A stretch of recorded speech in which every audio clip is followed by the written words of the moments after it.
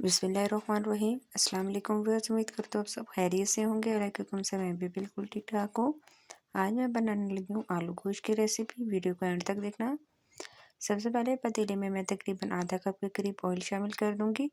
इसको मैं बिल्कुल एक अलग तरीके से बनाने लगी हूँ, तो वीडियो को बिल्कुल एंड तक वॉच करना है। बहुत ही आसान रेसिपी है ये।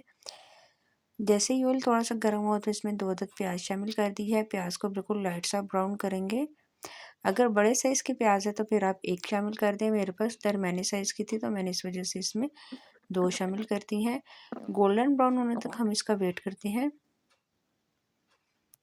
जी, तो माशाल्लाह से प्याज का जो कलर है वो खूबसूरत सा चेंज होना स्टार्ट हो गया है, आप ये देख सकते हैं। और बहुत ज़्यादा डार्क ब्राउन आपने नहीं करना। अब मैं इसमें शामिल कर दूँगी बीफ।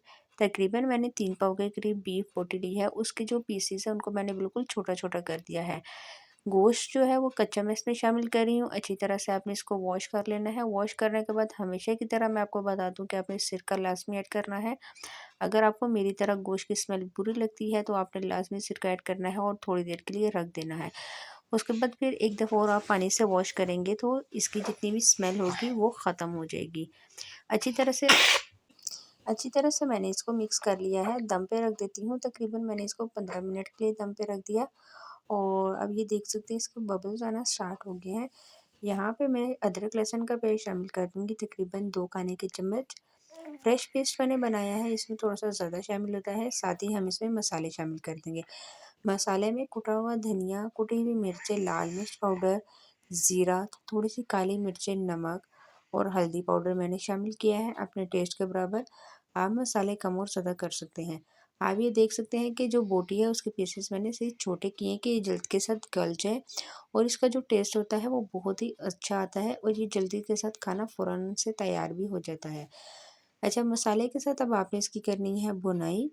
अच्छी तरह से जो है इसकी हम भुनाई करेंगे जब तक ऑयल ऊपर ना आ जाए। जी, तो तकरीबन 10 से 12 मिनट मुझे लगे इसकी भुनाई करते हुए। आप ये देख सकते हैं ऑयल ऊपर आना स्टार्ट हो गया है और अब हम इसमें कुछ चीज़ें शामिल करेंगे। जी, तो सबसे पहले मैं इसमें शामिल कर दूँगी दही।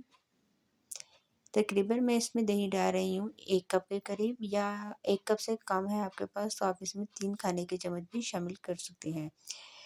ठीक है? और दही मैंने इसमें ऐड कर दिया है।